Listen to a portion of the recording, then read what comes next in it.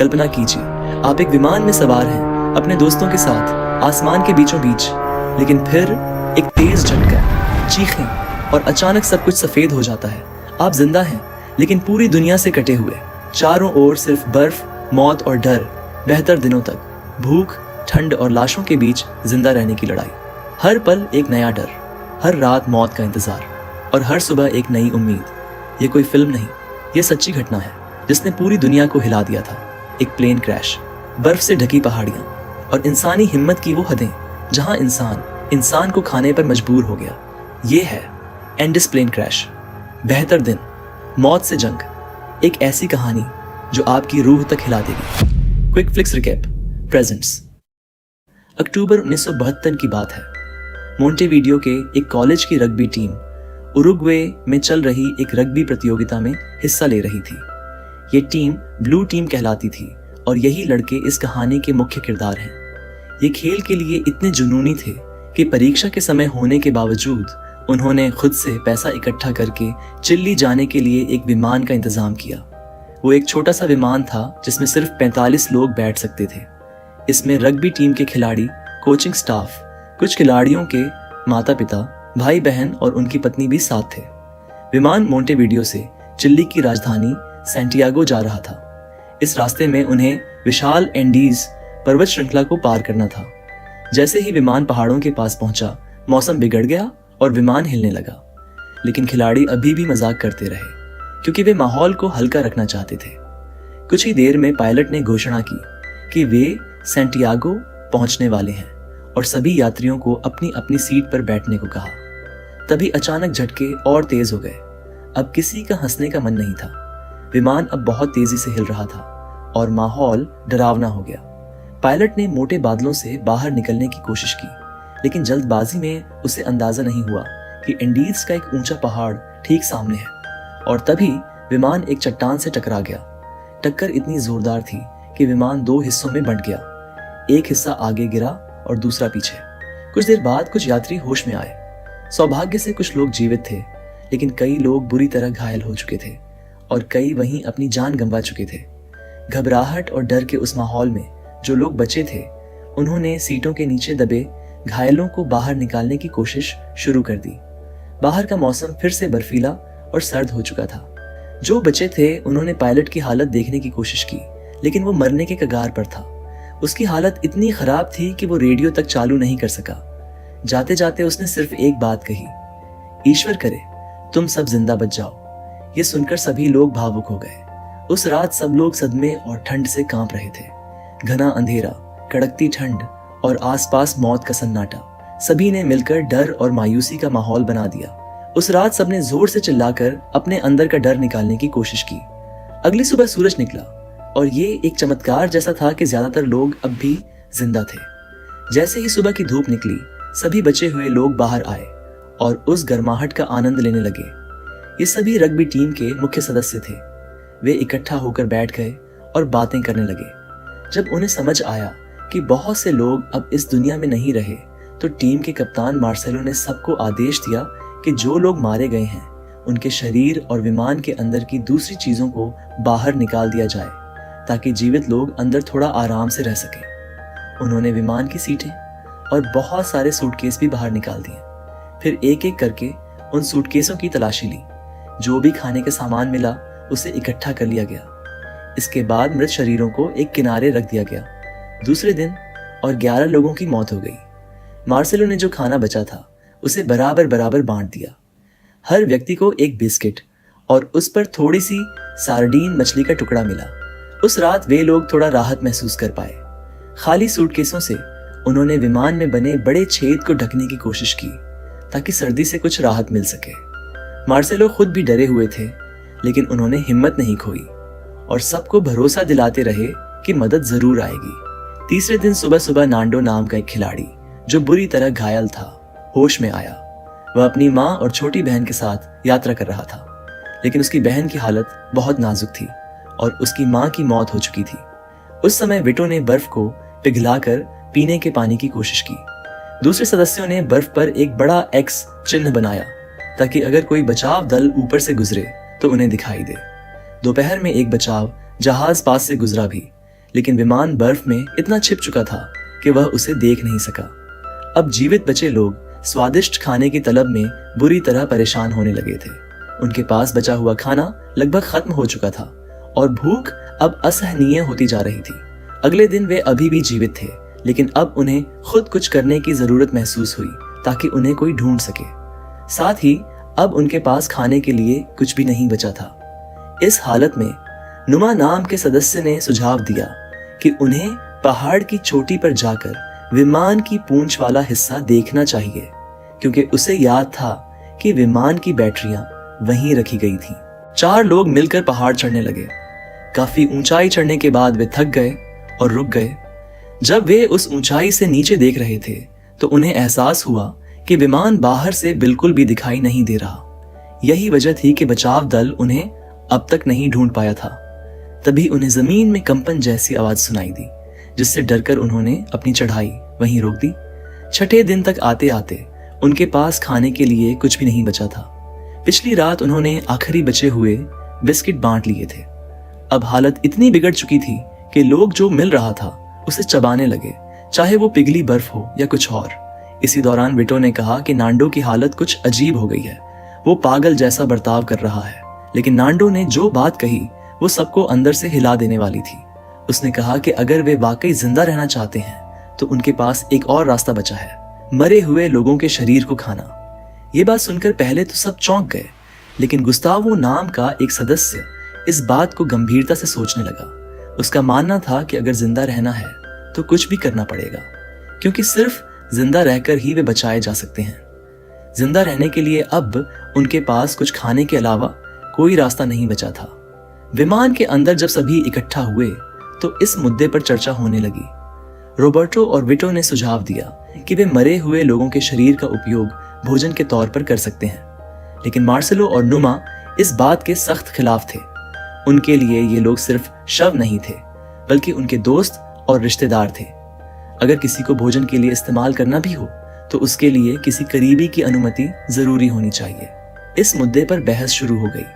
Roberto ने कहा कि अब उनके शरीर बेहद कमजोर हो चुके हैं और उनकी पेशाब तक काली पड़ गई है, जो गंभीर भूख की निशानी है। फिर भी मार्सेलो और नुमा, जो कानून के छात्र थे, 2 दिन और इंतजार करने की बात पर अड़े रहे। उन्हें उम्मीद थी कि बचाव दल जल्द आ जाएगा। अगले दिन 8वां दिन था। कुछ लोग भूख के मारे जूते की लेस और तंबाकू तक चबाने लगे। नांडो की बहन सूजी अब और नहीं बच पाई और उसकी मौत हो गई। नांडो ने उसका शरीर बाहर ले जाकर बर्फ से ढक दिया। अब उस समूह में सिर्फ 27 लोग ही जिंदा बचे थे। उसी रात मोंचो नाम के सदस्य को पेट में बहुत तेज दर्द हुआ और उसे सांस लेने में भी दिक्कत होने लगी। 9वें दिन मौसम और बिगड़ गया। सूरज की रोशनी मोटे बादलों के पीछे छिप गई। उसी शांत माहौल में विटो ने एक अहम फैसला लिया।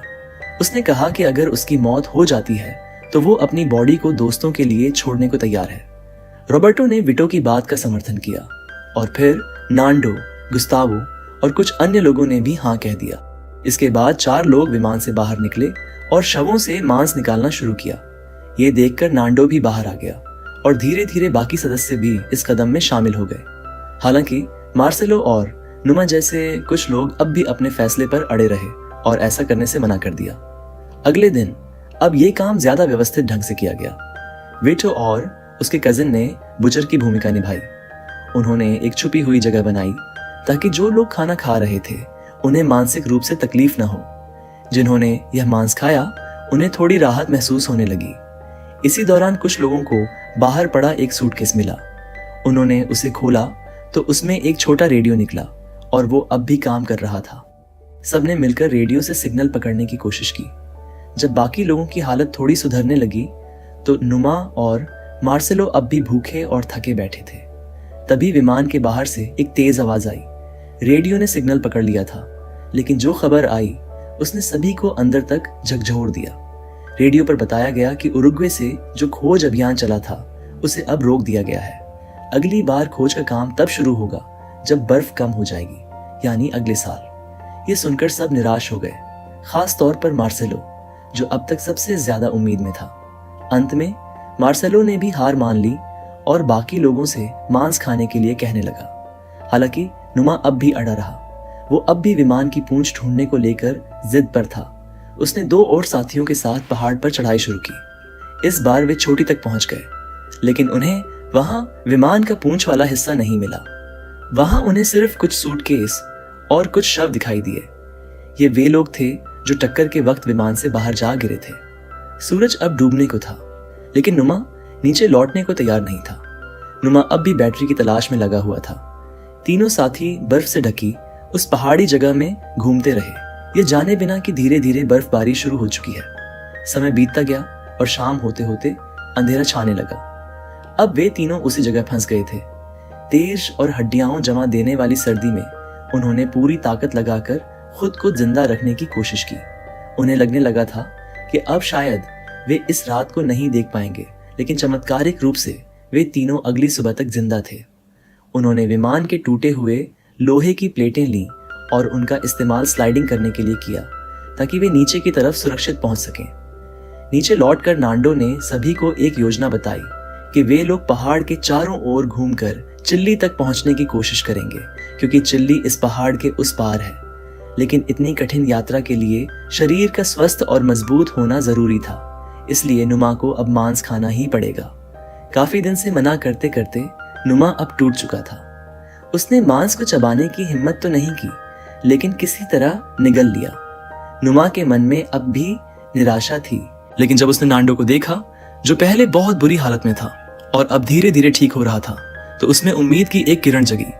यहाँ तक कि नांडो ने अब हल्का फुल्का दौड़ लगाना भी शुरू कर दिया था। 17वें दिन तक बर्फीला तूफान लगातार 5 दिन से चल रहा था। अब तक बचे हुए लोग धीरे धीरे थोड़ा ताजा महसूस करने लगे थे। वो अब फिर से एक दूसरे से मजाक करने लगे थे और हंसी भी आने लगी थी।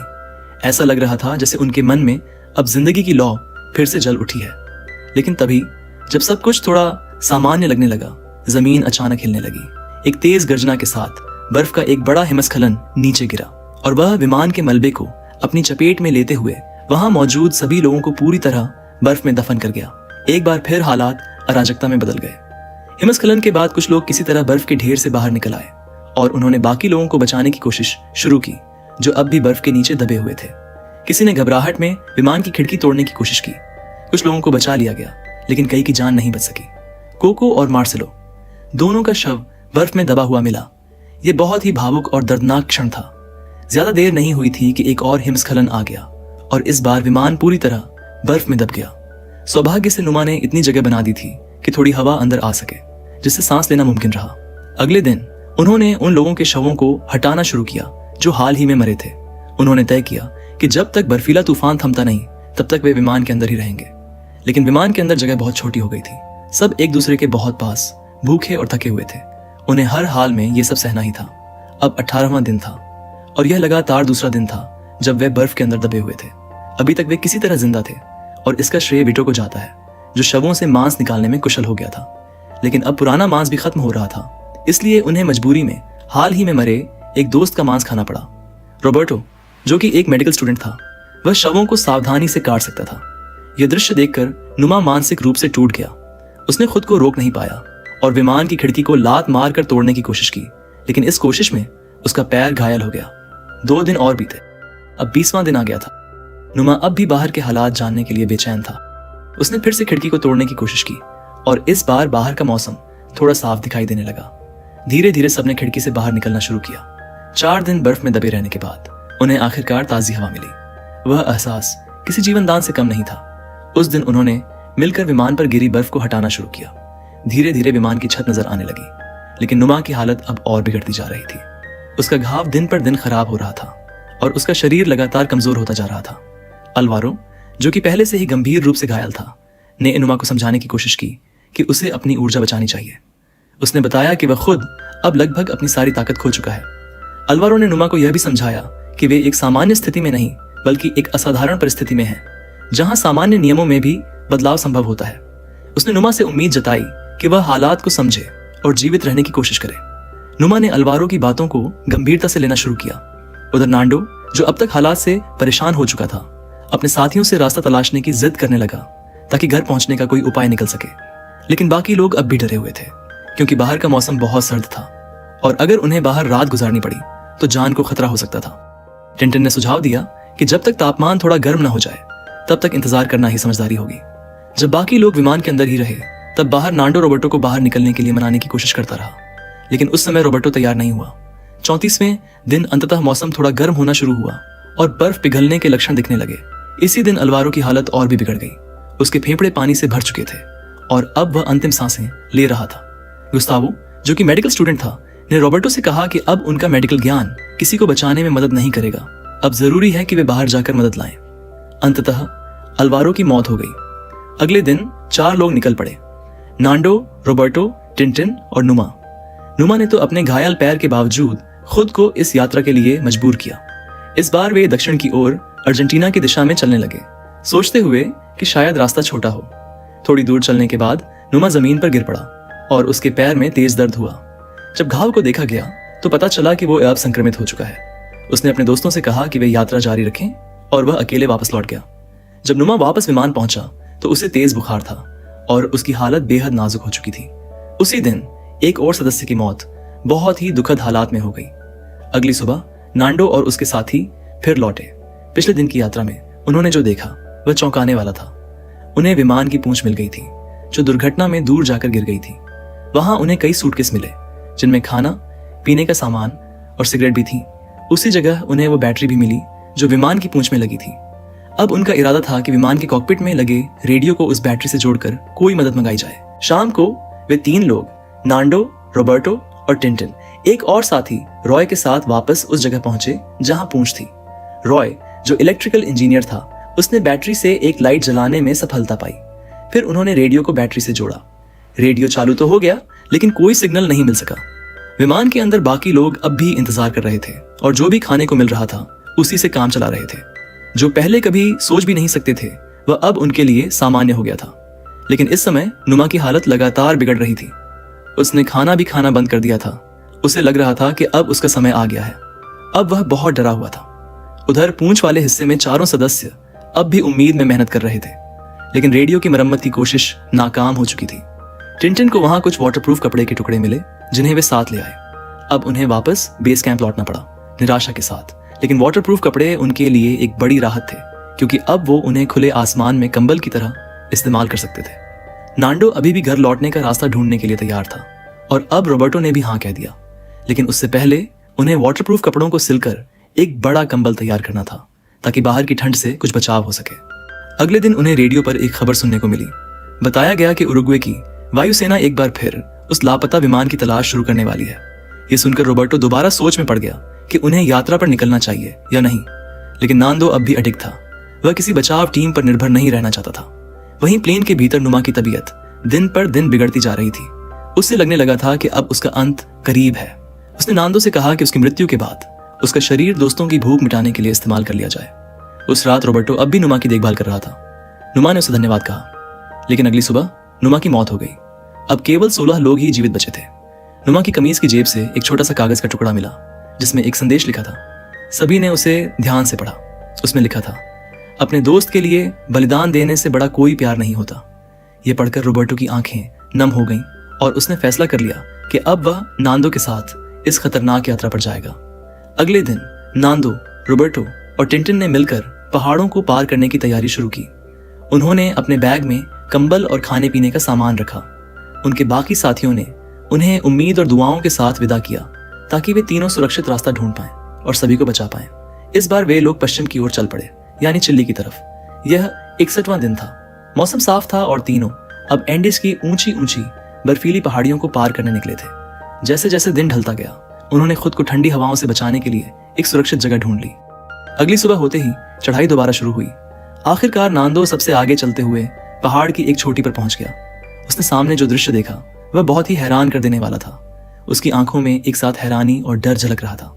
थोड़ी ही देर में रोबर्टो और टिंटिन भी उसके पीछे वहां पहुंच गए और उन्होंने भी वही देखा जो नांदो ने देखा था। एंडीज की पहाड़ियां अब भी अंतहीन फैली हुई थीं। चारों ओर बर्फ से ढंके पहाड़ थे, मानो इनका कोई अंत ही ना हो। वह दृश्य बहुत सुंदर था, लेकिन उसी सुंदरता में छिपा था एक खतरा, एक ऐसा सफर जो शायद उन्हें मार भी सकता था। लेकिन नांदो के अंदर अब हार मानने का सवाल ही नहीं था। उसने देखा कि कुछ दूर 2 पहाड़ ऐसे भी थे जिन पर बर्फ नहीं थी। उसे यकीन था कि कहीं ना कहीं ये बर्फ और ये पहाड़ियां खत्म होंगी। उसने रोबर्टो से कहा कि हमें आगे बढ़ते रहना होगा। रोबर्टो, जो डॉक्टर बनने की तैयारी में था, अब पूरी तरह से नांदो के साथ चलने को तैयार हो गया। लेकिन टिनटिन जानता था कि यह सफर अब लंबा हो जाएगा, शायद 1 हफ्ते से भी ज्यादा का। इसलिए उसने फैसला लिया कि वह अब वापस लौट जाएगा ताकि अपनी सारी जरूरी चीजें, खाना, कपड़े और कंबल नांदो और रोबर्टो को दे सके। जब नांदो और रोबर्टो आगे बढ़ते रहे, टिनटिन वापस मलबे वाली जगह लौट गया। कई दिनों तक दोनों दोस्त बर्फीली पहाड़ियों और सफेद मैदानों से गुजरते रहे। जो नांदो पहले बीमार था, अब वो एक जज्बे से भरा फाइटर बन चुका था। बिना थके वो बर्फ के ऊंचे ढेरों को पार करता गया। मौसम भी साफ था, जिससे यात्रा थोड़ी आसान हो गई। कई दिनों की चढ़ाई के बाद उन्हें एक घाटी मिली। वे नीचे उतरकर एक चट्टानी इलाके में पहुंचे जहां बर्फ नहीं थी। वहीं उन्होंने रुककर नांदो के फटे हुए जूते ठीक किए और रात बिताई। अगली सुबह उन्हें एक नदी मिली। दोनों ने जमकर पानी पिया। तभी नांदो को सामने एक कुत्ता दिखा। रोबर्टो ने भी सामने किसी को देखा और जोर से चिल्लाया। सामने एक निचली का माउंटेन पुलिस ऑफिसर खड़ा था। दोनों ने हाथ हिलाकर अपनी पहचान बताई। पुलिस वाला उन्हें नदी पार करवाकर तुरंत अपने दफ्तर लौटा और अपने प्रमुख को खबर दी। तुरंत एक रेस्क्यू टीम तैयार की गई। उस वक्त नांदो और रोबर्टो एक छोटी सी झोपड़ी में बैठे थे और उनके लिए वहां की रोटी दुनिया की सबसे स्वादिष्ट चीज थी। कुछ देर बाद पत्रकारों की टीम भी वहां पहुंची और दोनों बहादुरों की कहानी पूरी दुनिया में फैल गई। ये खबर प्लेन के मलबे में मौजूद रेडियो तक भी पहुंची। बाकी बचे लोग तैयार होने लगे, कपड़े साफ किए, इंतजार करने लगे। रेस्क्यू टीम नांदो को हेलीकॉप्टर में बैठाकर लोकेशन बताने ले गई। वहीं गुस्तावो अपने दोस्तों की याद में कुछ चीजें समेटने लगा। रोबर्टो ने उन मानव शरीर के टुकड़ों को सम्मान से दफनाया जिनकी वजह से वे जिंदा रह पाए थे। अब 14 लोग बेस कैंप पर तैयार थे, जो मिलाकर कुल 16 सर्वाइवर्स बनते हैं। जल्द ही 2 हेलीकॉप्टर वहां पहुंचे। सभी लोग खुशी से चिल्लाए जैसे उनकी सारी थकान उड़ गई हो। वे हेलीकॉप्टर में चढ़े और 81वें दिन 22 दिसंबर 1972 को उन्हें बचा लिया गया। चिल्ली के एक इलाके में उनके परिवार पहले से उनका इंतजार कर रहे थे। सभी को सबसे पहले अस्पताल ले जाया गया। किसी को यकीन नहीं हो रहा था कि वे जिंदा लौट आए हैं। बचने के बाद किसी ने अपने जान देने वाले दोस्तों को नहीं भुलाया। वे जानते थे कि ये जिंदगी अब एक तोहफा है जिसे उन्हें दूसरों के लिए जीना होगा। रोबर्टो ने अपनी पढ़ाई पूरी की और आगे चलकर कार्डियोलॉजिस्ट, हृदय विशेषज्ञ बना। नांदो पराडो एक सफल उद्यमी और टीवी होस्ट बना और उरुग्वे का जाना पहचाना चेहरा बन गया। और इसी के साथ खत्म होती है एक ऐसी सच्ची कहानी जिसने दुनिया को दिखा दिया कि इंसान चाहे तो मौत को भी हरा सकता है। अगर आपको ये कहानी थोड़ी सी भी हिलक हो, दिल को छू गई, तो एक लाइक जरूर कीजिए।